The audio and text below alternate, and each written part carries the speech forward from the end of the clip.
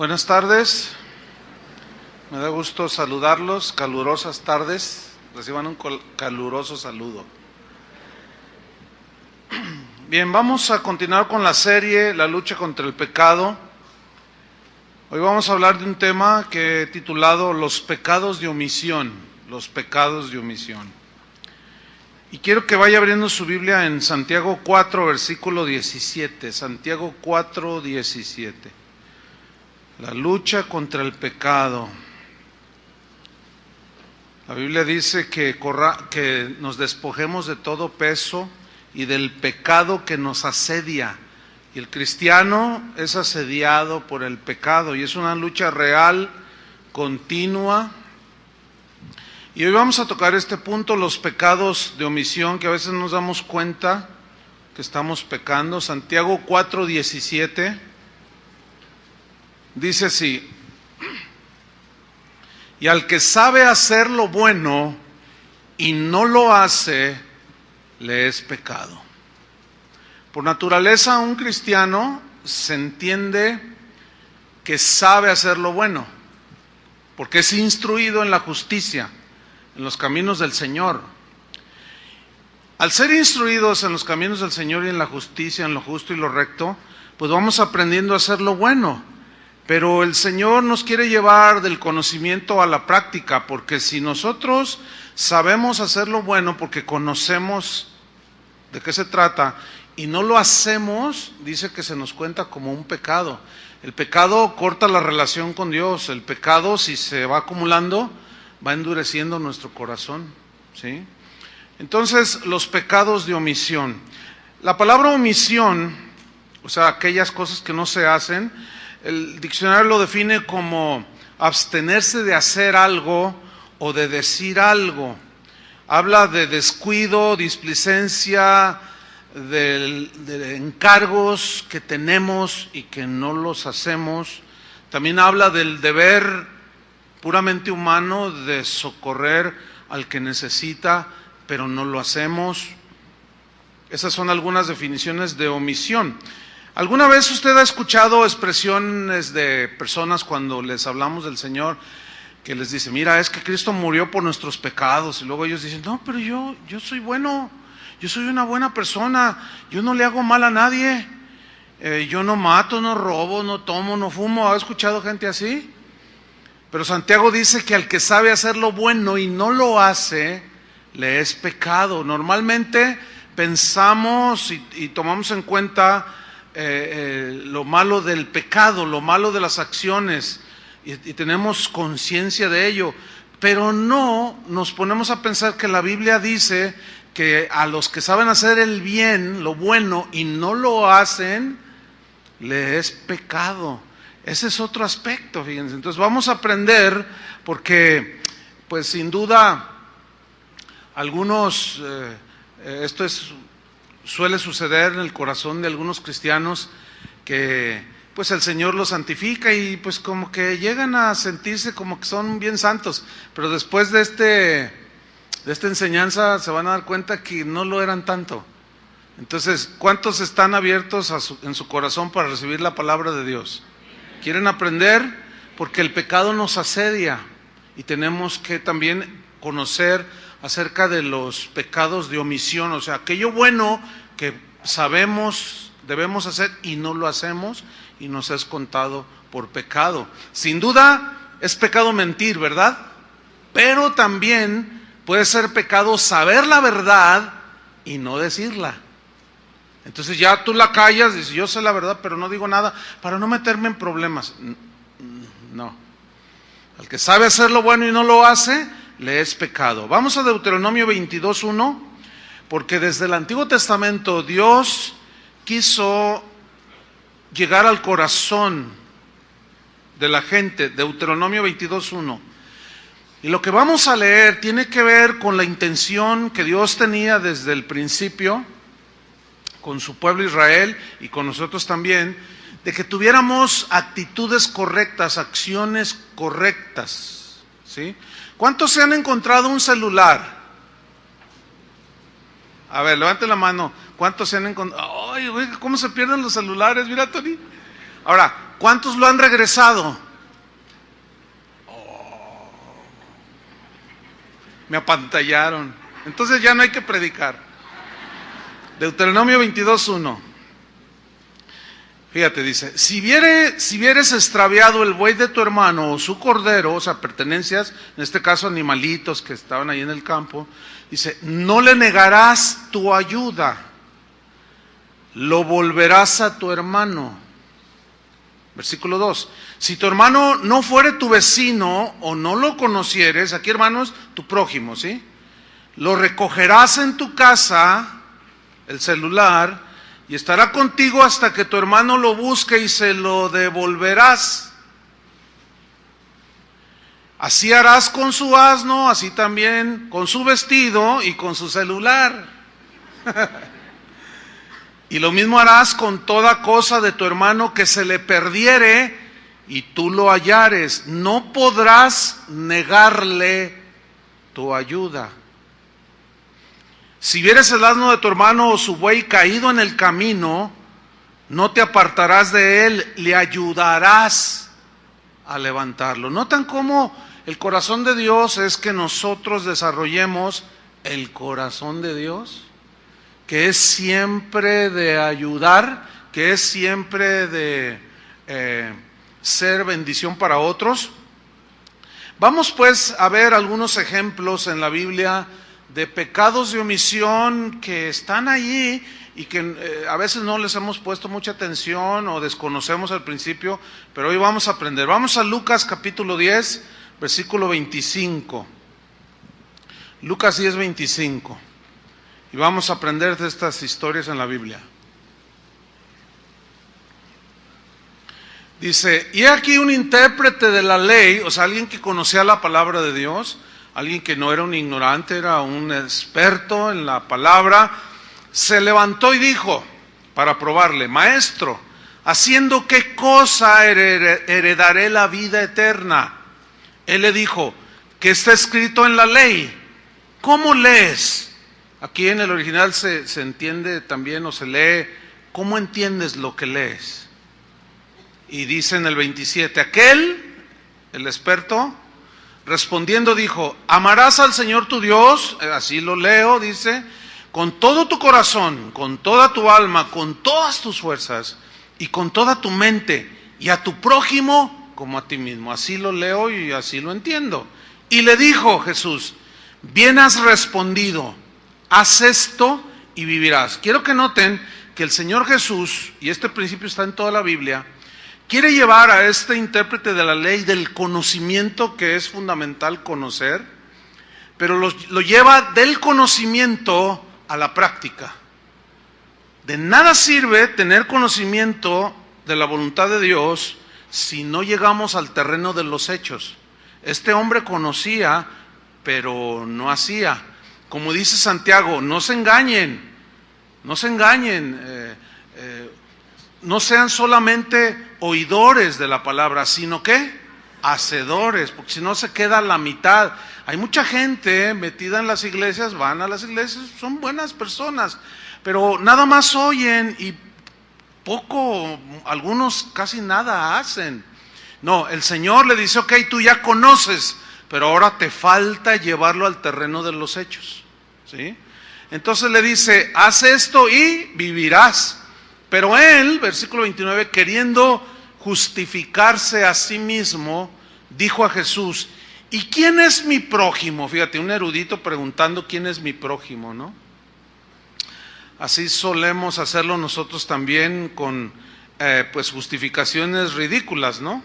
Versículo 30, respondiendo Jesús dijo, mira, un hombre descendía de Jerusalén a Jericó y cayó en manos de ladrones, los cuales le despojaron, robar es malo, e hiriéndole se fueron, dejándole medio muerto. O sea, lo golpearon, no solo le robaron, lo golpearon, casi lo matan. Es decir, quitaron sus pertenencias, lo agredieron físicamente, lo escarnecieron, etc. Versículo 31. Aconteció que descendió un sacerdote por aquel camino y viéndole al que estaba medio muerto, pasó de largo. Un sacerdote. ¿Qué era un sacerdote en los tiempos bíblicos? Era alguien que conocía la palabra de Dios. Era alguien que ministraba en el templo, en la casa de Dios. Sacerdote quiere decir puente. Era el puente entre Dios y los hombres. Era el que Dios usaba para llevar a la gente hacia Dios. Entonces él conocía, este sacerdote conocía la palabra de Dios. Pero, fíjate, aquí hay algo bien tremendo. Sin duda, este hombre era un hombre bueno. Porque si no, no lo dejarían ministrar allí. Sin duda, este hombre también, por otro lado, conocía que la ley decía que no podían tocar a un muerto porque quedaban impuros por 7 días. Y como lo vio medio muerto, no quiso arriesgarse para no tocarlo. Entonces aquí hay algo que yo quiero sacar a la luz. Las exigencias rituales eran más importantes para este sacerdote que la misericordia. Los discípulos, la gente del tiempo de Jesús, le decían: ¿por qué tus discípulos no se lavan las manos? ¿Por qué los utensilios de la casa del Señor son grandes? Todo debe ser respetado. Jesús les decía: ¿quién es más grande, el templo o el que santifica el templo? ¿Quién es más grande? ¿Quién es más importante, el que santifica el templo o el templo mismo? El que santifica el templo. Es decir, que en Dios hay orden de prioridades. Hay cosas más importantes. ¿Qué es más importante? Pongan atención. ¿Tu trabajo o tu familia? Tu familia, porque trabajos hay muchos y familia solo hay una. Entonces, ¿cuál es el orden? ¿En qué te vas a ocupar más, con más énfasis? ¿En tu trabajo o en tu familia? Y no hacerlo es omisión. Y por eso muchos viven como viven, están como están, porque es pecado. El pecado corta la comunión con Dios. Y va endureciendo nuestro corazón y nos va haciendo insensibles. Entonces, el templo, la liturgia, contaban más, tenían más valor que la vida humana para este sacerdote. Sin duda era un hombre que no hacía cosas malas, pero rehusó hacer el bien que podía haber hecho. No lo hizo, pudiéndolo hacer. ¿Sí? Porque el que sabe hacer lo bueno y no lo hace, ¿qué? Le es pecado. Y luego dice en Lucas 10:32, después asimismo dice un levita. ¿Quién era un levita? Un levita era como uno de los ayudantes del templo, como un diácono hoy, que ayudaba en los quehaceres del templo, en la limpieza, en los sacrificios. Era un ayudante. Llevaban la música también. Asimismo un levita, dice, llegando cerca de aquel lugar y viéndole, ¿qué hizo? Pasó de largo. Levita, servidor del templo. Este probablemente pensó: no, pues es que yo tengo que barrer el templo. Entonces tengo que cumplir con mi ministerio. ¿Qué es más importante? Una persona que está en desgracia y que necesita ayuda inmediata, o que vengas a servir de ujier o limpiando las sillas o de maestro de niño. ¿Qué es más importante? La persona.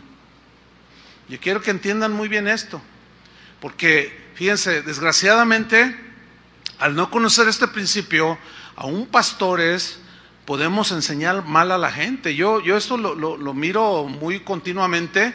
Gente que me dice: pastor, el otro día me habló una señora, me mandó un correo y me dijo: pastor, dice, soy viuda, me quedé sin trabajo, tengo allí guardado la ofrenda para el Señor, pero no tengo pan ni leche, no hay comida, no tengo dinero para darle de comer a mis 2 hijos que tengo, no tengo trabajo, soy viuda. Dice, entonces yo le comenté a una hermana de la iglesia y esta le comentó al pastor y el pastor le dijo: no, traiga la ofrenda, porque su responsabilidad es traer la ofrenda a la casa del Señor.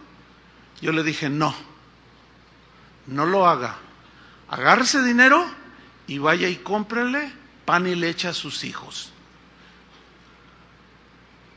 ¿Cómo lo juzgarían ustedes eso? ¿Qué es más importante? ¿Ustedes creen que Dios se enojaría porque toma de la ofrenda que es para el Señor? ¿Sí? Para la casa de Dios. No va a pasar nada si no entran 50 pesos, ¿entiende? Pero los niños tienen hambre. Entonces ese celo mal fundado, ese celo de ignorancia, No, aquí tienes que cumplir. ¿Cuántos tienen problemas en sus hogares? ¿Cuántas señoras? ¿Cuántos hombres, aún jóvenes? No, primero está el Señor y luego tu casa. Entonces la señora dice, ahí nos vemos, viejito, porque tengo que cumplir en la iglesia. Espéreme, no, primero es la familia. Hay un orden, ¿sí? Entonces cuando les enseñamos mal, podemos provocarlos y arrastrarlos hacia los pecados de omisión. Eso es grave, hermanos.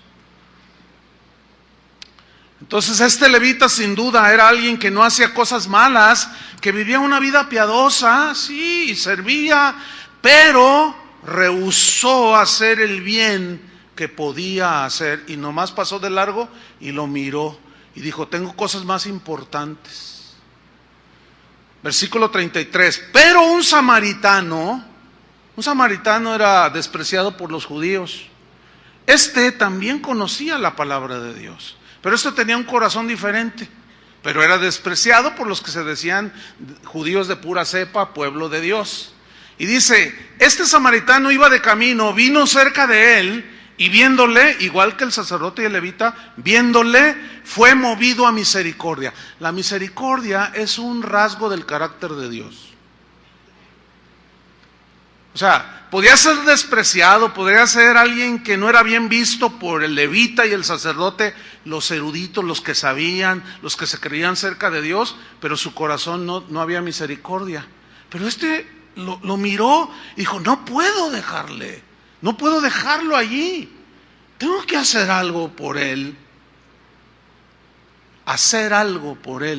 Dice, y acercándose vendó sus heridas, echándole aceite y vino, fíjate, utilizó su provisión de él, y poniéndole en su cabalgadura, tuvo que cargarlo, ¿no es cierto? Y subirlo allí, utilizó sus fuerzas.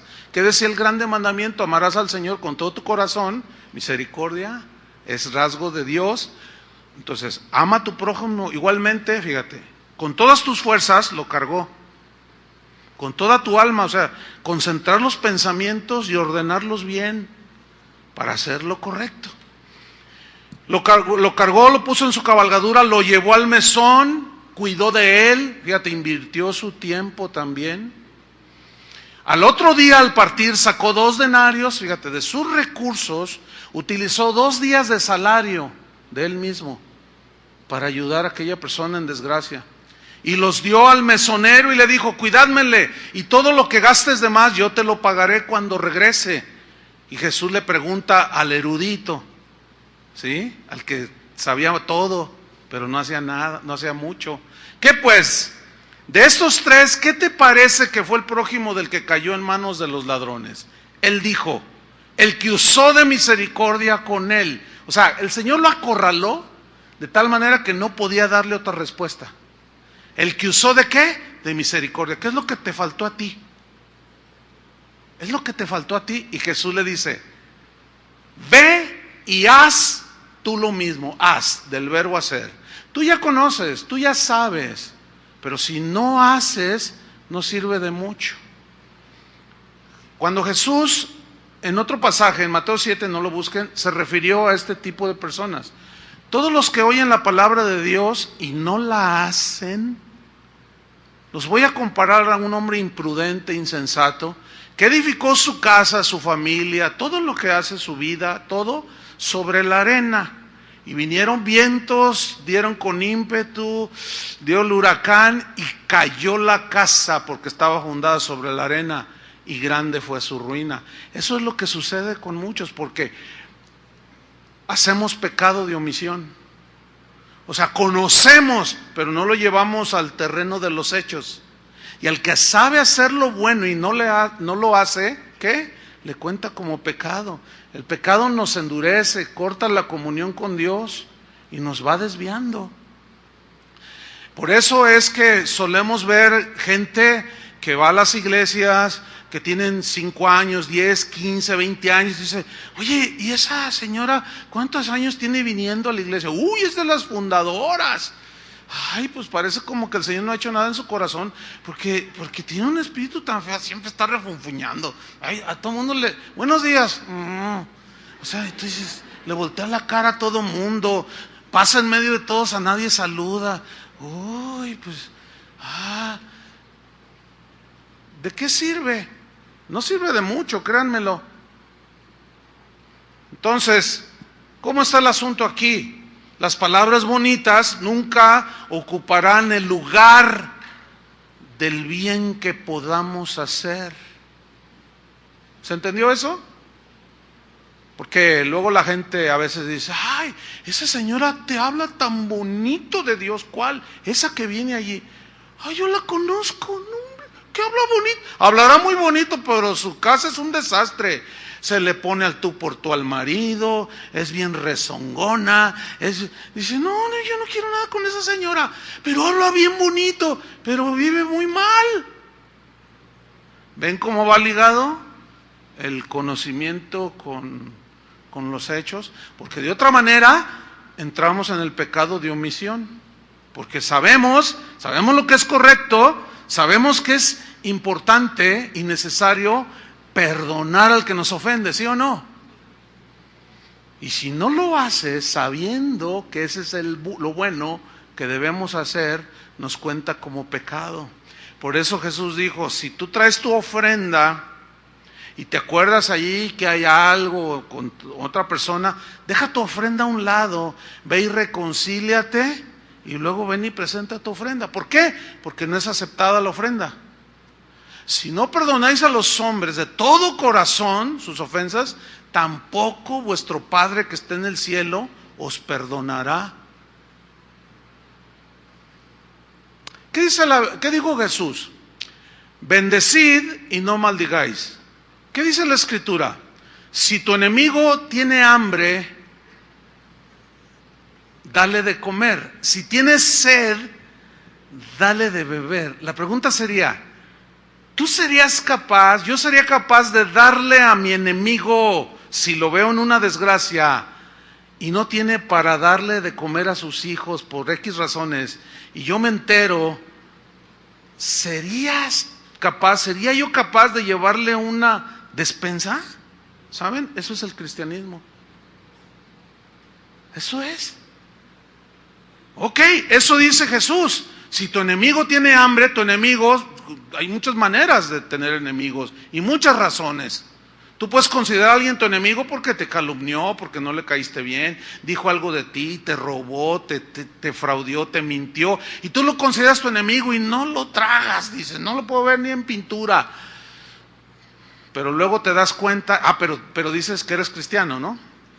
Entonces te das cuenta que tiene un accidente, perdió el trabajo, no tiene para darle de comer a sus 3 hijos. ¿Cómo reaccionarías? ¿Como el sacerdote o como el levita? Bueno, se lo merece, lo que siembra cosecha. Eso le pasa por malvado. Pero eso déjaselo a Dios. Lo que Dios, como en Deuteronomio 22:1, quiere es que nuestro corazón sea distinto.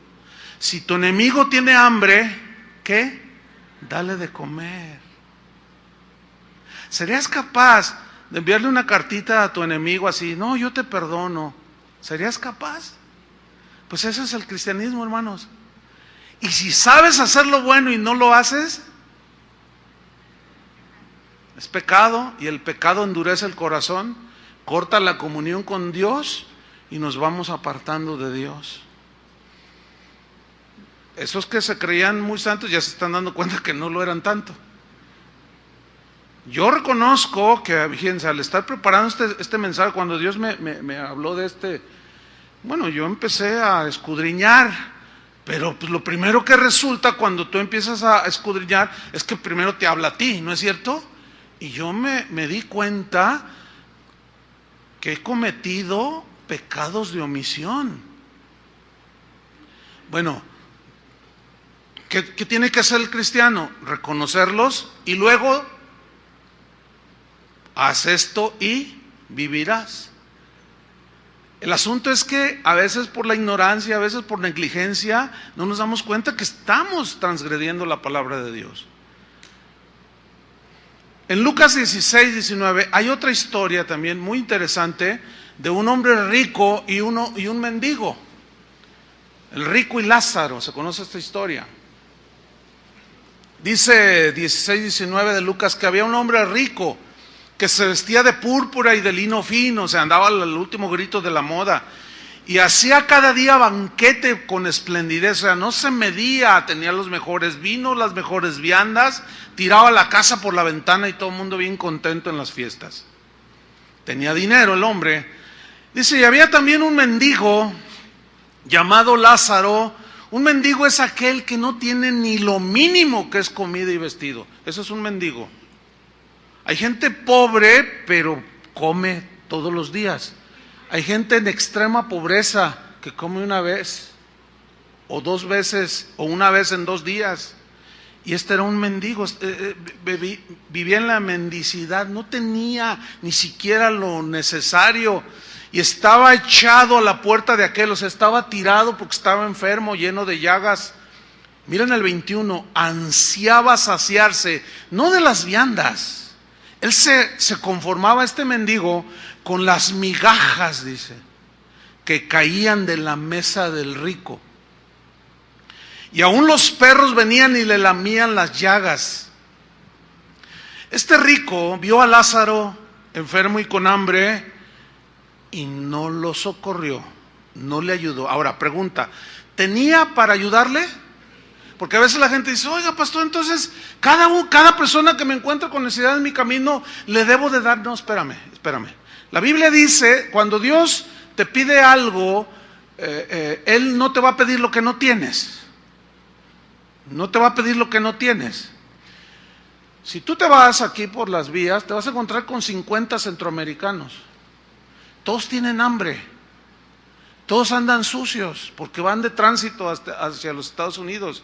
Es gente que está en situaciones difíciles. Pero tengo que darle a todos. Escúchame bien. No, eso no es lo que enseña la Biblia.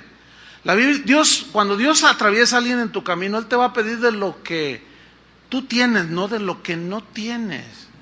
Pero si tú tienes 100 millones de pesos en el banco y pasas por las vías donde hay 50 centroamericanos, tú bien podrías decirles, tengan 100 pesos cada uno o 500 pesos, váyanse a un hotel, báñense y coman bien este día. ¿Podrías hacerlo?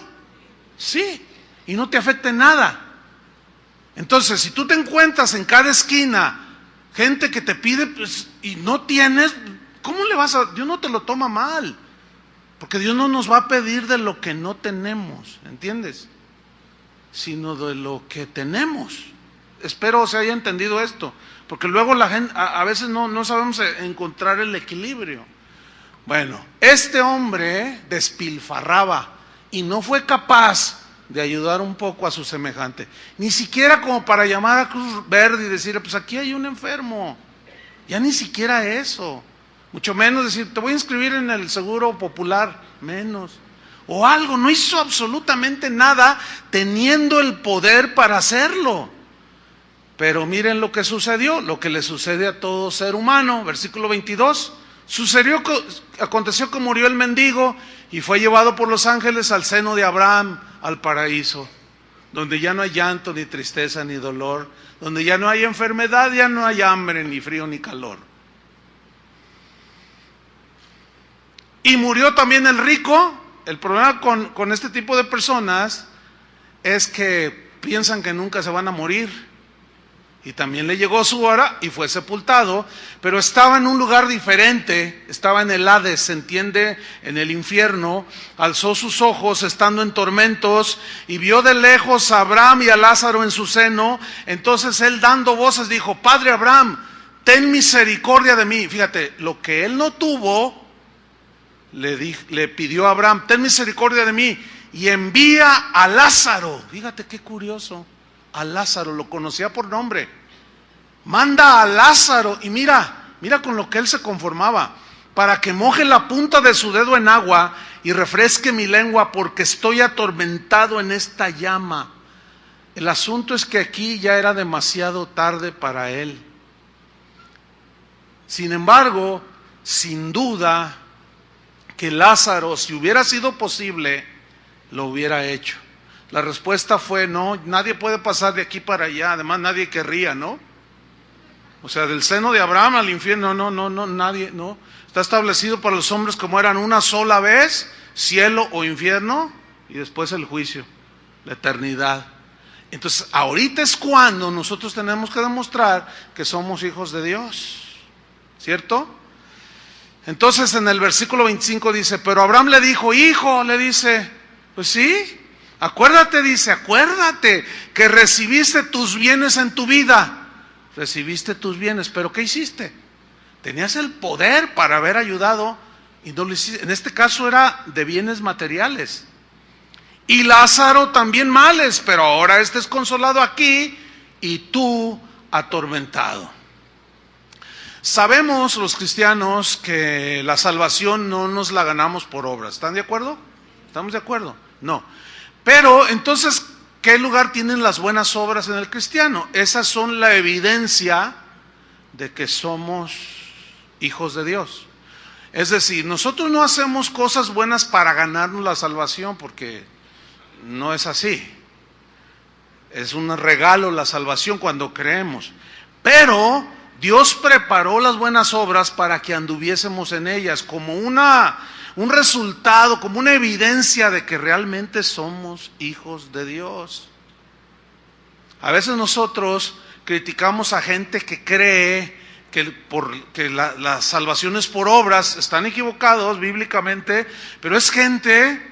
Nunca se me olvida que una vez alguien dijo algo muy ofensivo de la Madre Teresa de Calcuta. Entonces le dije, oye, pero ¿tú has ido a algún hospital a hacer lo que ella hace? No, pero la salvación no es por obras. Pero ella está demostrando más.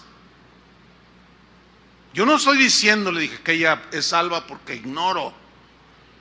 Le digo, pero ¿cuánta gente hace cosas así? Y nosotros, como el sacerdote y como el levita, vamos a la casa de Dios, pero no hacemos. Santiago dice, no, ¿qué no sabes que la fe sin obras es vana? No tiene sentido. O sea, tiene que ir acompañado. Tengo fe, te lo voy a demostrar por mis obras. Entonces, el cristiano conoce y hace de otra manera. El que sabe hacer lo bueno y no lo hace, ¿qué? Le es por pecado, le resulta por pecado. Y el pecado nos endurece, el pecado nos aparta de Dios. En Proverbios 3:27 dice, no te niegues a hacer el bien a quien es debido. Proverbios 3:27. No te niegues a hacer el bien a quien es debido. ¿A quién es debido hacer el bien? En primer lugar, a tu familia. En segundo lugar, a los de la familia de la fe, o sea, a los hermanos. En tercer lugar, a los que no son cristianos. Así se va el principio en Dios. A quien es debido y como es debido. Dice, no te niegues, porque si nos negamos, estaremos cometiendo pecado de omisión. ¿Sí? Dice, cuando tuvieres poder para hacerlo. Versículo 28 de Proverbios 3. No digas a tu prójimo, anda y vuelve y mañana te daré, cuando tienes contigo que darle. El problema con esto del dar es que ha habido tanto abuso, ¿sí? Ayer alguien me contaba que fue a una reunión donde el predicador dijo, no, les voy a hablar de una historia de una viuda que dio 2 blancas. O sea, 2 moneditas, las blancas eran 2 moneditas, de las de menor precio. Dijo, qué miserable viuda, dio 2 blancas, ¿cuántos tienen un verde? O sea, el billete de a 200. A ver, busquen su cartera, ¿cuántos traen verde? En lugar de dar una blanca, a ver, ¿cuántos traen los verdes? ¿Cuántos traen moraditos? Los de a 1000.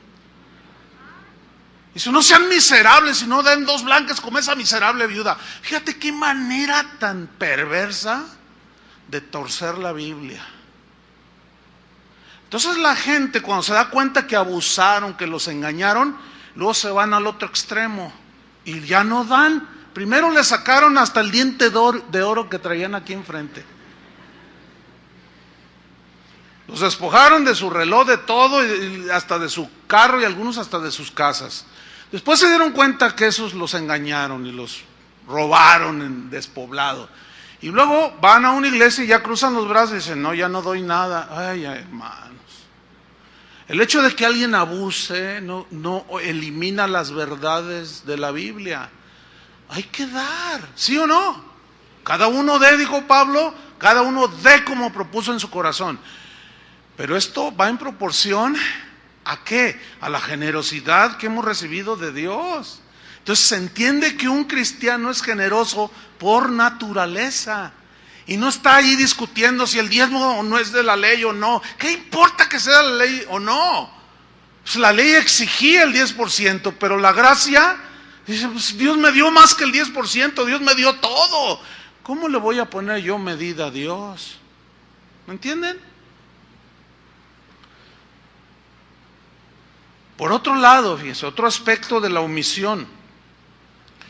Dios a cada uno de nosotros nos dio encomiendas. Miren, Él nos salvó, te salvó a ti, me salvó a mí. Nos injertó en su cuerpo, el cuerpo de Cristo. Cada uno es miembro en particular del cuerpo de Cristo. ¿Sí? Así como el cuerpo humano tiene diferentes miembros, dice la Biblia, cada uno de vosotros es parte del cuerpo de Cristo, con diferente función, diferentes actividades, diferentes funciones. Ok.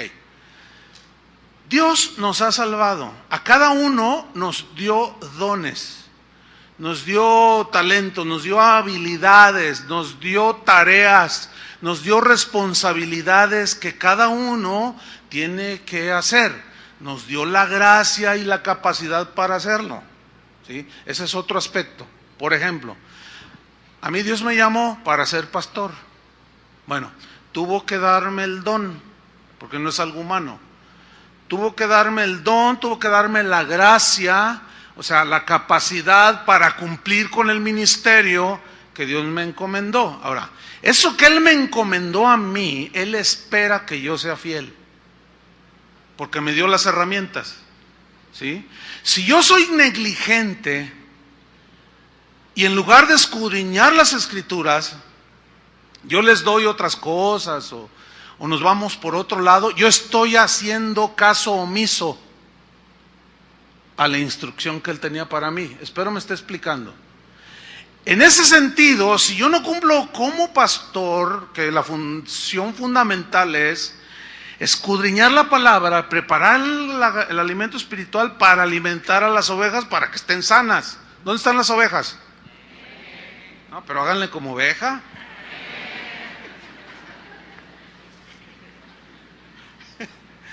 Como ovejitas, ¿no? Bueno, mi responsabilidad es ¿qué? Prepararles el alimento. Ahora, si yo no lo hago y digo, mejor les voy a traer un cantante para que los entretenga. Mejor les voy a hacer esto para motivarlos. Y no, entonces yo estoy haciendo caso omiso y estoy pecando. Uno de los pecados de muchos predicadores en el cristianismo de hoy es la omisión de la predicación del evangelio. Pablo dijo, ay de mí si no predico el evangelio. ¿Saben qué significa en el griego ay de mí? Pobre de mí. Eso significa. O sea, ay de mí, pobre de mí si no cumplo con la encomienda que el Señor me ha dado. Ok, eso me tocó a mí. También como padre, también como esposo. Pero también a ti, tú tienes tu llamado personal, tienes tus responsabilidades, tus encomiendas que Dios te dio. Tienes una familia, etcétera, etcétera. Dios espera que seamos fieles, hermanos. Y no serlo y omitir es pecado. Vamos a Lucas 12:40. Lucas 12, versículo 40. ¿Cuántos están preparados para la venida del Señor? ¿De veras? Si hoy viniera, ¿cómo nos agarraría? ¿Preparados? Porque el Señor va a venir. ¿Cuántos lo están esperando? Él va a venir. Pero miren lo que dice aquí. Vosotros pues también estad preparados, Lucas 12:40, porque a la hora que no pensáis, cuando menos pienses, el Hijo del Hombre vendrá.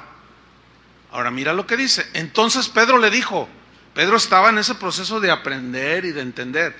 Pedro le dijo, Señor, ¿dices esta parábola a nosotros o también a todos? ¿Ustedes qué creen? ¿Nada más era para los apóstoles o para todos? O sea, ¿esto nada más es para mí como pastor, los pastores de casa de oración, o para todos? Para todos. Nada más que Pedro se sintió aludido. ¿Por qué? Porque él sabía que el Señor le había dicho, tú serás pescador de hombres, tú predicarás el evangelio. Él ya lo sabía. Entonces cuando les dice esta parábola, dice, es por todos. El versículo 42, y dijo el Señor, ¿quién es el mayordomo fiel y prudente? ¿Qué es un mayordomo? En el contexto bíblico, un mayordomo era un esclavo, escogido de entre todos los demás esclavos, en el cual el dueño de la hacienda depositaba la confianza y la administración de la hacienda, pero no era el dueño. ¿Qué somos nosotros? ¿Dueños o mayordomos? Mayordomos. Somos administradores. Y todo lo que se nos confió, no somos dueños ni de nuestra propia vida. O alguien puede decir, yo voy a morir dentro de 20 años. No, aquí, ¿quién tiene potestad sobre su vida? Nadie. Entonces ni nuestra vida, ni de nuestra vida somos dueños. Somos administradores. Por eso es que tu vida tienes que dedicarla al Señor bien. Tienes que vivirla para Dios. Eres administrador nada más. Todo lo que Dios pone en tus manos de cosas materiales, tu familia, etcétera, etcétera, Él nos pedirá cuentas de lo que hicimos. Si fuimos hacedores u omitimos la voluntad de Dios y no la hicimos. Entonces le dice, ¿quién es el mayordomo? Y señala dos rasgos que deben ser en el cristiano: fiel y prudente. ¿Quién es ese mayordomo fiel y prudente? Al cual su señor pondrá sobre su casa, o sea, le va a confiar, para que a tiempo les dé su ración. Bienaventurado aquel siervo, dichoso aquel siervo, al cual, cuando su señor venga, lo halle haciendo así. ¿Qué significa le halle haciendo así? Cumpliendo con lo que le encomendó. Bienaventurado, dichoso, dice. Versículo 44. En verdad os digo que le pondrá sobre todos sus bienes, porque fue fiel.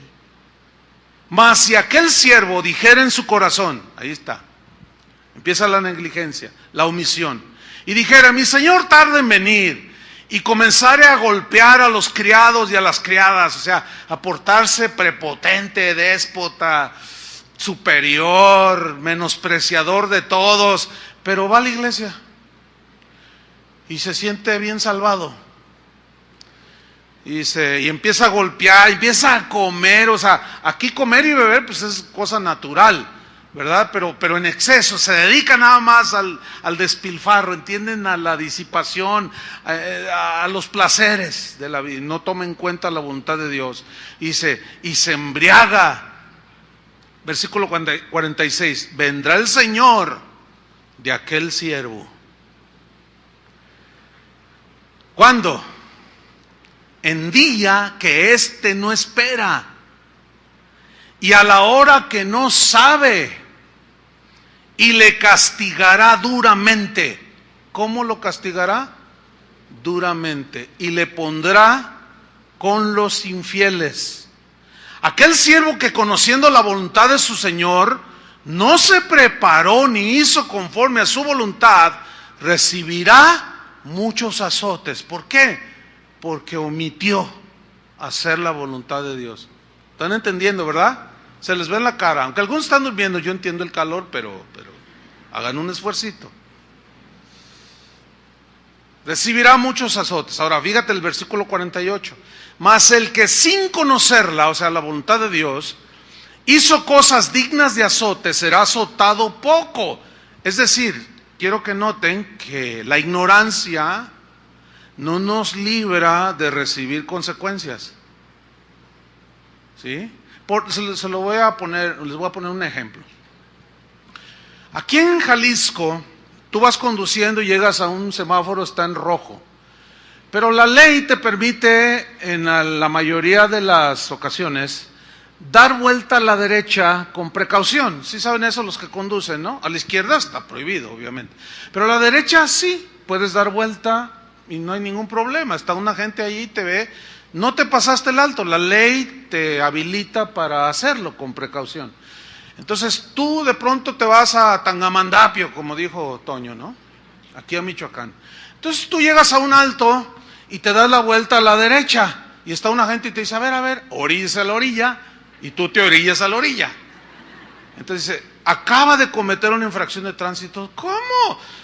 Si di vuelta a la derecha, ¿cuál infracción? Estaba en rojo. Pero es que de donde yo vengo, no, es que aquí estás en Tangamandapio. Y aquí no hay esa ley. Yo no sabía, lo siento mucho, ahí le va su boleta de infracción. O sea, tu ignorancia no te libra de pagar las consecuencias de tu infracción. Nuestra ignorancia de qué es pecado o no nos libra. No nos hace inocentes. ¿Entienden? Pero el que conoce más es azotado más que el que no conoce, pero eso no lo libra. ¿Me expliqué? O sea, sí o sí, el pecado trae consecuencias, hermanos. Porque todo aquel a quien se le haya dado mucho, mucho se le demandará. Y al que mucho se le haya confiado, más se le pedirá. Por ejemplo, ¿a quién le va a exigir más cuentas? ¿A ustedes como ovejas o miembros de una congregación, o a mí como el pastor? Ay, pues esa es la verdad. Por supuesto, yo eso lo sé, lo entiendo. Y en eso siempre lo traigo en la mente. ¿Eso qué provoca? Eso provoca que no sea displicente, sino diligente. ¿Entienden? ¿En qué? En lo que yo tengo que hacer. Se me ha confiado mucho, se me ha confiado almas que son eternas, o sea, ustedes. Y si yo me dedico a contarles chistes, a entretenerlos, a motivarlos con filosofías humanas, ay de mí. Porque mucho se me dio, mucho se me demandará. Pero lo poco que se les dio a otros, también eso te será demandado. En la parábola de los talentos, dijo, el que le dio 5, dijo, aquí están otros 5, bien, buen siervo y fiel. Al que le dio 2, dijo, aquí están los 2 camellos, y aquí están otros 2. Y al que le dio 1, dijo, no, pues yo no hice nada. Porque dije, no, ¿de qué me sirve? No, ¿para qué? Pues si tú no necesitas. Y una de pretextos, a ver, siervo malo y negligente. ¿No debiste cuando menos meter, el talento era dinero, meter el dinero al banco para que al venir yo me dieras los intereses? O sea, lo que Dios quiere es que lo que deposite en nuestras manos, poco, 1, 2 o 5 talentos, ¿se entiende? Habilidades, responsabilidades, que seas fiel en ellos. Dice, siervo malo y negligente, échenlo fuera. Dice, y el talento, quítenselo y dénselo al que tiene más. Es decir, que Dios bien te puede quitar aquello que te encomendó. Que va desde, pues es difícil decirlo, pero es la verdad, que va desde una esposa a la que no cuidaste, te la quitó. Hasta un trabajo del cual fuiste negligente. Hijos, a una iglesia. Miren, esta congregación, lo digo con bien, en un espíritu bien, correcto. Esta congregación, ustedes no se pueden quejar que aquí no hay alimento espiritual. Nadie nos puede recriminar eso. Hay sobra. El problema no está en la responsabilidad de nosotros, sino en lo que ustedes hacen con lo que Dios les está dando. ¿Cuántos matrimonios tienen muchas broncas? Están las clases de matrimonios y no vienen, mejor se van a ver ganar al Atlas.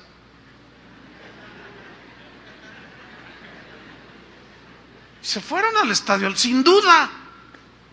Pero esos son los que vienen el sábado, ¿verdad? O se van y hacen otras cosas. Y después, Señor, mi familia. Y luego, pastor. ¿Qué pasó, hermano? Es que mi familia. ¿Y qué has hecho con tu familia? Bueno, hermano, usted sabe el trabajo, el afán. No, pues ya lo sé, pero tú lo sabías también. ¿Y qué hiciste? ¡Ore por mí! Pues aunque ore y no se ayune, no va a pasar mucho.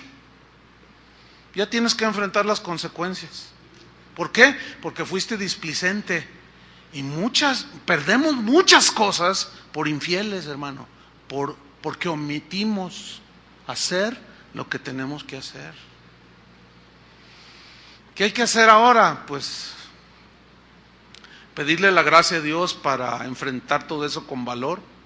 ¿Se acuerdan de aquellos 10 leprosos que vinieron delante de Jesús y a los 10 los sanó? ¿Se acuerdan? Pero solamente uno regresó. Dice que se postró y lo adoró. Y Jesús le dijo, ¿y dónde están los otros 9? Porque eran 10. ¿Y dónde están los otros 9? Y dice que que regresó, dice ahí en el Evangelio de Lucas, que se postró y lo adoró y le dio gracias. Y si, ¿dónde están los demás? Que recibieron un beneficio de mí y no fueron lo suficientemente agradecidos, ni siquiera para darme las gracias. Aquí la omisión de estos 9 leprosos es que no le dieron gracias al Señor. Dice la Biblia que nosotros todos los seres humanos, aún los no creyentes, hemos sido bendecidos por Dios porque el sol sale para todos, el oxígeno es gratis. Y de sus bondades todos los seres humanos hemos pues recibido. Pero nosotros, los hijos de Dios, nos dio todo.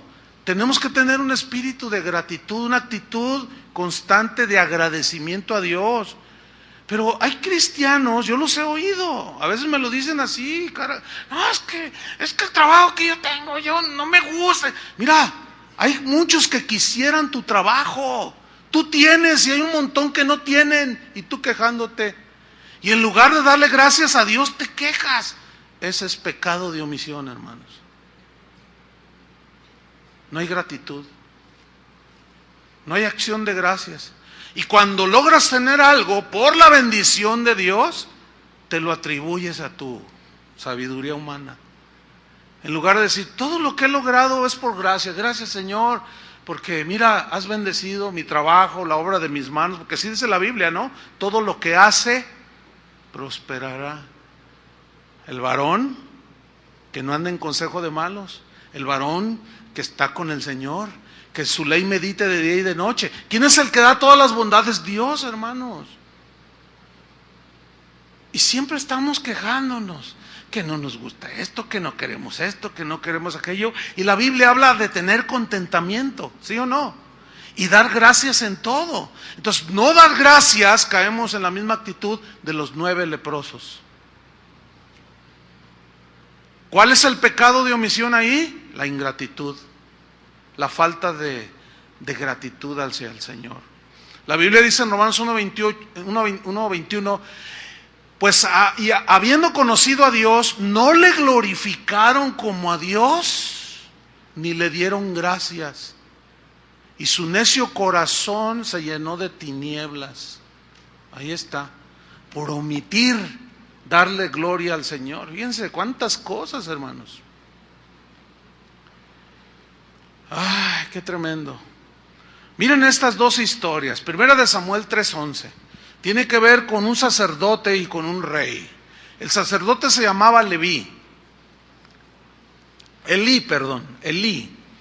¿En qué consistió el pecado de Elí por el cual Dios lo quitó del sacerdocio? Le había encomendado uno de el más alto honor que un hombre puede recibir de parte de Dios, que es servirle. ¿Y por qué Dios lo quitó? Vamos a ver, Primera de Samuel 3:11. Y Jehová dijo a Samuel, he aquí haré yo una cosa en Israel, que a quien la oyere le retiñirán ambos oídos. Aquel día yo cumpliré contra Elí, que era el sacerdote, las cosas que he dicho sobre su casa, o sea, sobre su familia, desde el principio hasta el fin. y le mostraré que yo juzgaré su casa para siempre por la iniquidad que él sabe. ¿En qué consistía la iniquidad? Que Elí sabía que había en la familia y no hacía nada. Omitía. Aquí mismo te lo dice en el versículo. Porque sus hijos han blasfemado a Dios y él no los ha estorbado. Los hijos de Elí agarraban a ciertas mujeres ahí de Israel y se acostaban con ellas. Y Elí se daba cuentas. Él sabía, no faltaba quien le dijera, o aún él mismo mirando semejante pecado en la casa del Señor, y él no hacía nada, no les decía nada. Se hizo de la vista gorda. Fíjense qué tremendo. Dice, y no los ha estorbado. ¿Qué significa aquí? Él no los ha estorbado, no los amonestó, no los reprendió. El otro caso es de un rey, el rey David. Él hizo lo mismo. Él tuvo un hijo llamado Adonía, en Primera de Reyes 1:5. Dice que entonces Adonías, hijo de Agüit, así se llamaba la mamá, se rebeló. O sea, se rebeló Adonías, hijo de David. David en esta época, en este pasaje, ya era un anciano. Y se rebeló y dijo, yo reinaré. O sea, quiso tumbar a su padre del reinado y él se quiso autoimponer. Yo reinaré, y se hizo de carros, de gente de a caballo, de 50 hombres que corriesen delante de él. Y su padre nunca le había entristecido en todos sus días con decirle, ¿por qué haces así? Además, era de muy hermoso parecer y había nacido después de Absalón. La frase, su padre nunca le había entristecido, se refiere a la amonestación que los padres hacen sobre los hijos. Porque cuando los amonestamos, los disciplinamos, lloran y se entristecen. Y él lo vio tan hermoso, porque dice que era un hombre hermoso, de muy hermoso parecer. Pues imagínense, es como tu hijo y tu hija, están bien bonitos, ¿a poco no? Y cuando David vio a Adonías, dijo, ay, mira qué bonito. No, pues imagínate los mejillas rojas, así, bonito, medio rubio, así con los ojitos. Dijo, qué lindo mi hijo. Y empezó a crecer su Adonías.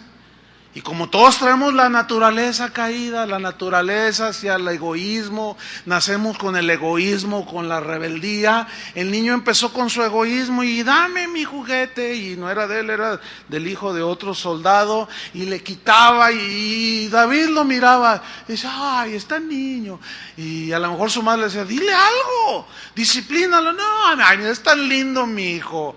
No, además la psicóloga nos dijo que si nosotros le decíamos que tomar eso que no era de él, eso es robar, que eso es ser un ladrón, y que lo vamos a traumar. Los traumados van a ser aquellos que desobedecen la palabra de Dios. Y no hizo nada, consintió a su hermoso niño y llevó las consecuencias. La Biblia dice, criad a vuestros hijos en disciplina del Señor, en un orden, ¿sí? Y amonestación del Señor, significa conforme a la palabra de Dios, conforme a la amonestación que Dios dice que debemos de hacer con nuestros hijos. Y el otro día venía en un avión, no hace mucho, y era de esos aviones chicos de 50 pasajeros. Entonces son muy estrechos, hay un solo pasillito, bueno, siempre hay uno, pero es muy estrecho, quise decir, muy estrecho, y los asientos vas así, ¿no? Entonces venía como 3 asientos adelante, venía una pareja y traían a un niño como de 5 años. Entonces en pleno vuelo lo bajan al niño y lo sueltan ahí en el pasillo, y empieza a correr el niño en el pasillo. Y bueno, las reglas de la seguridad impiden que un niño ande corriendo. Si cuando tú te paras y te quieres estirar, por favor siéntese y abróchese el cinturón, a menos que vayas al sanitario. Entonces el niño empezó a correr allí. Entonces nomás había una sobrecargo y ella estaba metida allá porque acababa de servir las sodas.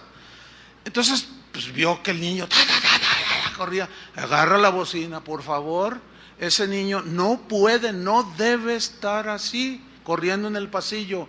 Por seguridad, por favor, los padres, siéntenlo, pongan el cinturón, tomen control del niño. Y estaban ahí los papás. ¡Qué desesperación! ¿Qué? Ve por el niño, no ve tú. No. Miren, hermanos, yo he ido en aviones donde vas así bien y de repente, ¡shah!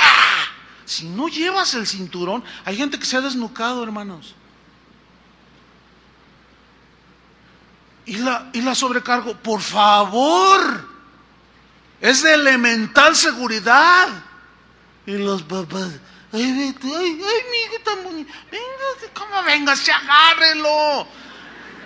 Lo quiso agarrar porque se les paró. Por favor, agarre al niño. Y el niño, ¡ah! Y no quiere. ¡Ay, qué desesperación! ¡Qué desesperación!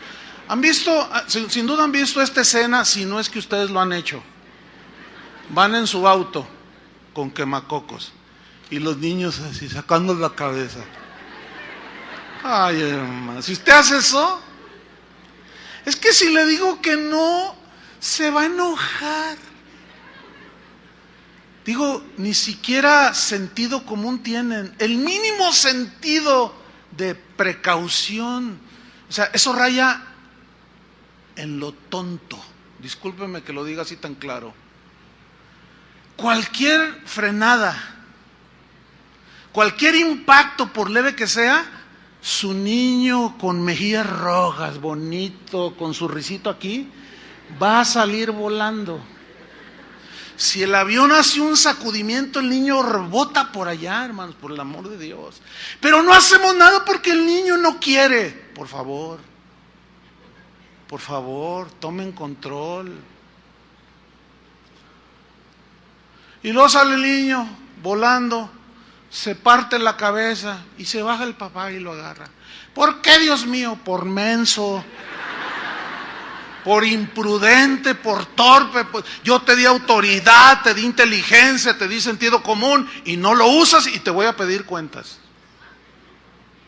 Y luego le echan la culpa a Dios. ¿Por qué? O sea, rayamos en lo súper tonto. Mira lo que dice la Biblia en Proverbios 13:24.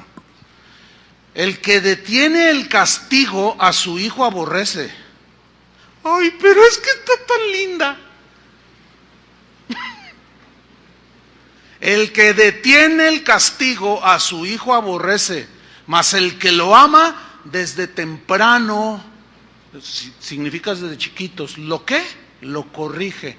Para algunos ya es demasiado tarde, ya llegaron tal vez en esa circunstancia, ya no pueden hacer mucho por sus hijos, porque ahora tu hijo de 16 años ya está de tu tamaño o ya te rebasó. Ya ven que ahora crecen más altos que uno. Y ahora, como nunca lo amonestaste, siempre le diste lo que el niño quiso y te pataleó, quiero un helado. Ya te compré uno hace 15 minutos, quiero otro. Y luego tú, señora, esposa, no, bien buena onda. Ay, pues cómpraselo, no le pasa nada. Sí, ¿verdad? Sí. Dame otro. Entonces le diste otra vez su helado a los 15 minutos. Y le diste siempre, lo consentiste, le diste siempre todo lo que él quiso. Pero ahora ya tiene 17 años y te mira así, de arriba hacia abajo. Y tú. Oye, hijo, no quiero hacerlo. ¿Y? No, pero que, miren, es constante, pastor, me agarré a golpes con mi hijo. ¿Qué hago? No sé. Pues, ¿qué quieren que les diga? ¿Qué hago? Pues, a ver, ¿qué hiciste cuando era un niño? Ay, era tan lindo. Ay, y lo consentiste, ¿verdad? Bueno, y luego ya empiezan los codazos. Ya ves, yo te decía. No, es que tú insistías. Que le di, y ahí está la peleadera. Ahorita ya el niño le pone sus cartorrazos al papá. Ya no puedes hacer mucho. ¿Qué hacer? ¿Está todo perdido? Quizás no lo sé. Entonces, ¿qué debo de hacer? Pídele a Dios sabiduría, que te dé valor, que te dé paciencia, fortaleza para que enfrentes las consecuencias de tu omisión. Pero fue en ignorancia, yo no era cristiano. Pero eso no te libra. Lo peor es de cristianos que han tenido hijos aquí y los consienten. Ay, por favor, pasen a sus niños ahí. Es que no quiere. Y el niño manda. Es que llora. Pues que llore, no le va a pasar nada. Si te dejas controlar, espérate cuando tenga 5 años, espérate cuando tenga 10 años, pero ya ni te digo cuando tenga 17. Porque algunos de ustedes ya saben lo que es. Y esos deberían de enseñarle a todos esos que se dejan gobernar por sus niños, cuando la Biblia dice lo contrario. La Biblia dice en Proverbios 19:18, castiga a tu hijo entre tanto hay esperanza. Entre tanto hay esperanza mientras están chicos. Proverbios 29:15, la vara y la corrección dan sabiduría. ¿A quién? Al niño. Le infunde temor. Mire, yo conozco jóvenes de aquí de la iglesia que todavía no nacen de nuevo y ellos lo reconocen. Porque saben que no han nacido de nuevo, pero tienen temor. Yo he hablado con un buen número de jovencitos y jovencitas de esta congregación que me dicen, pastor, yo todavía no he nacido de nuevo. ¿Y cómo sabes, hijo? No, pues es que yo sé. ¿Y por qué? Porque conocen la palabra, se les ha instruido, pero tienen temor. Mire, un buen número de ellos me ha dicho, pero ¿sabe una cosa, pastor? Yo soy virgen, yo no me he acostado con ninguna muchacha.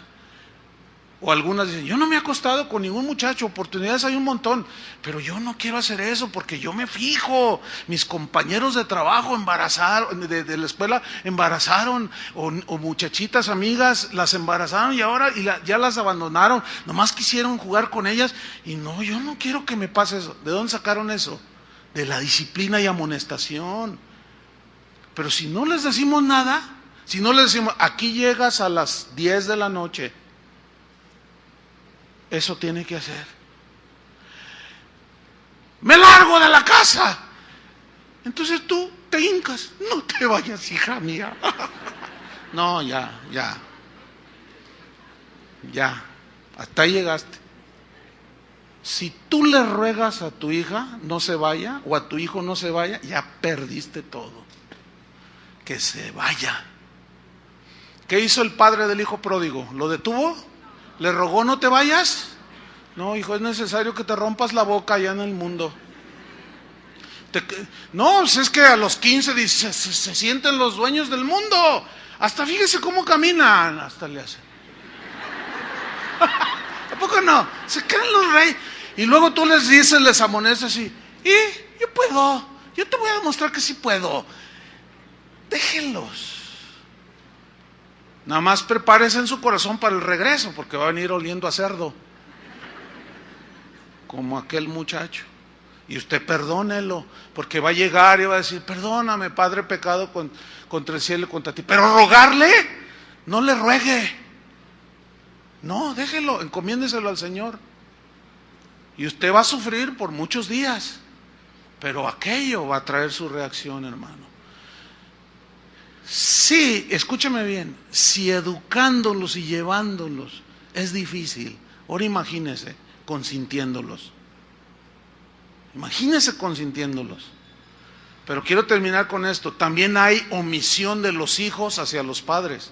La Biblia dice en 1 Timoteo 5:4. Bueno, primero déjeme mencionar. En Marcos 7:9. Esto ya para terminar. Les dijo Jesús, Marcos 7:9, ustedes invalidan el mandamiento de Dios para guardar vuestra tradición, porque Moisés les dijo, o sea, les escribió, honra a tu padre y a tu madre. Ese era uno de los mandamientos en la ley. Honra a tu padre y a tu madre, y esto es para los hijos. Y el que maldiga a su padre o a su madre, que muere irremisiblemente. Pero vosotros decís, basta que diga un hombre al padre o a su madre, es corbán. ¿Qué es corbán? La misma Biblia te lo dice, que quiere decir mi ofrenda a Dios, todo aquello con que pudiera ayudarte. O sea, ahí están, sí, piadosos, pero era más importante mi ofrenda. Ay, sí, mira, Señor, es para ti. Pero estaba allí su papá y su mamá ancianos, con hambre, a lo mejor en alguna necesidad o enfermos. Tengo mi ofrenda, pero esto es para Dios, no te puedo ayudar, mamá, discúlpame, papá. En 1 Timoteo, capítulo 5, versículo 4, dice así, pero si alguna viuda, o sea, se entiende en la iglesia, tiene hijos o nietos, escuchen las viudas que tienen hijos o nietos, aprendan estos, ¿quiénes son estos? Los hijos y los nietos, a ser piadosos para con su propia familia y a recompensar a sus padres, porque esto es lo bueno y agradable delante de Dios. ¿A qué dice? A recompensar a sus padres. ¿Por qué? Porque se entiende que los padres dimos nuestra vida por nuestros hijos, ¿no? Pero, ¿y qué si nuestros padres no dieron la vida por nosotros? ¿Vamos a hacer lo mismo?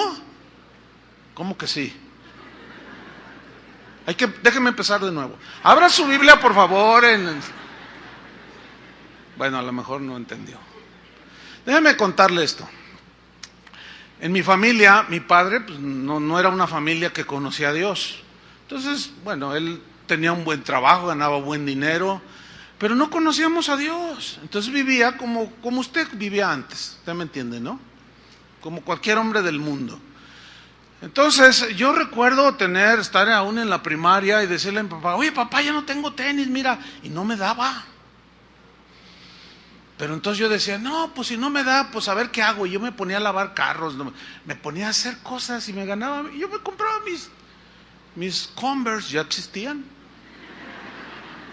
Y me compraba mis pantalones, o sea, pero pues, yo decía, es mi papá. Oye papá, dame. Y siempre me decía que no. Y yo veía que traía dinero y que gastaba. Bueno, pasaron los años, nos convertimos al Señor.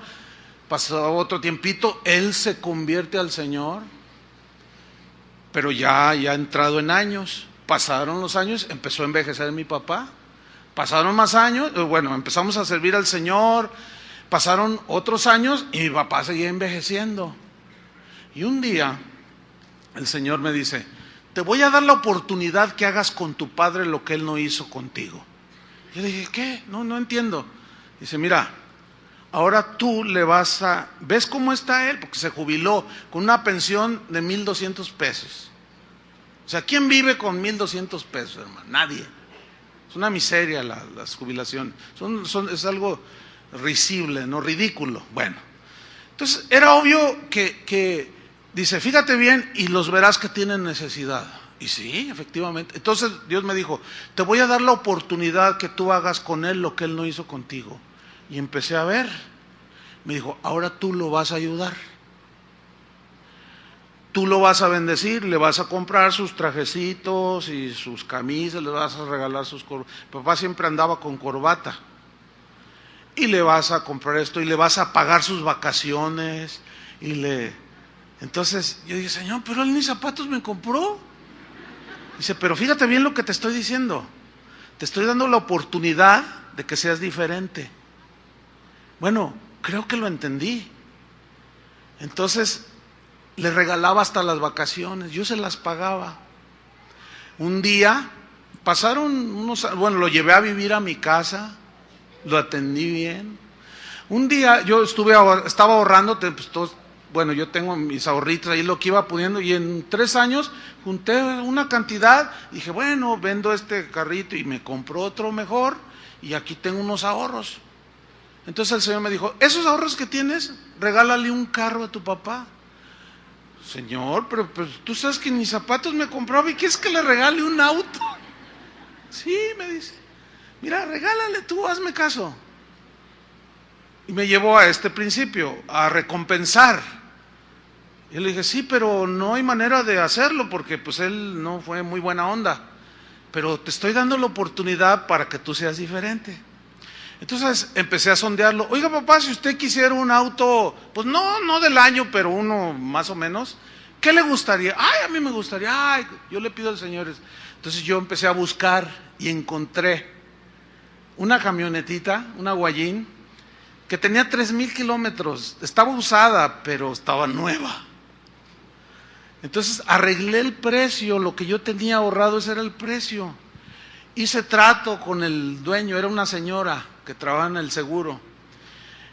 Entonces voy con mi papá, le digo, papá, venga, porque quiero enseñarle algo. Y lo llevé donde tenían el auto, lo tenían tapado, y cuando lo destaparon, y esto es de usted, papá.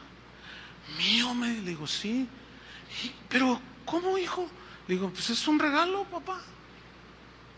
Es un regalo que yo le estoy haciendo. ¿Sabes qué me dijo mi hijo cuando tenía él 12 años? Que por ahí está sentado mi hijo. A lo mejor no se acuerda, pero él tendría unos 12 años. Y un día me dijo, papá, dice, cuando estés viejito, te voy a cuidar. Y yo le digo, ¿y por qué dices eso, hijo? Dice, pues porque yo veo que cuidas a mi abuelito.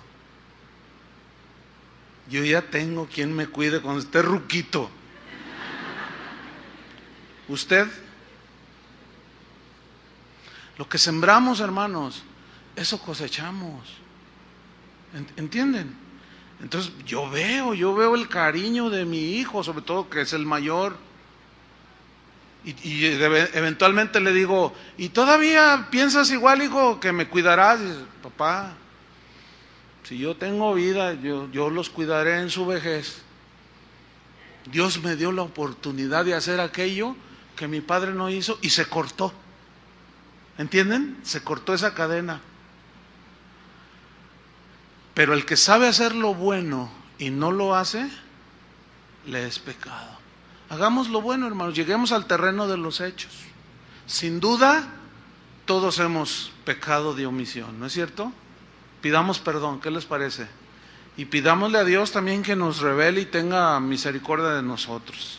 Oremos. Señor, te damos gracias, perdónanos, Señor. Perdónanos porque sin duda hemos pecado de omisión. Hemos pecado, Señor, en ignorancia, tal vez, pero hemos sido instruidos por tu palabra, Señor, y sabemos lo que es bueno y lo que es malo. Pero a veces ciertamente no hacemos mal a nadie, pero tampoco le hacemos el bien que podemos hacer. Y pagamos mal por mal, y si aquel me odia, yo también, y no. El pecado corta la comunión contigo, Señor. Perdónanos. Danos sabiduría y haznos entender, Señor, que el pecado nos endurece y que hay muchas cosas buenas rectas, justas, que debimos de haber hecho y no lo hicimos y nos es pecado. Perdónanos, Señor. Danos entendimiento cada día para hacer lo que tenemos que hacer. En el nombre de Jesucristo te damos las gracias, Señor. Recibimos tu perdón, Señor. En el nombre de Jesús. Amén. Que Dios les bendiga, hermanos.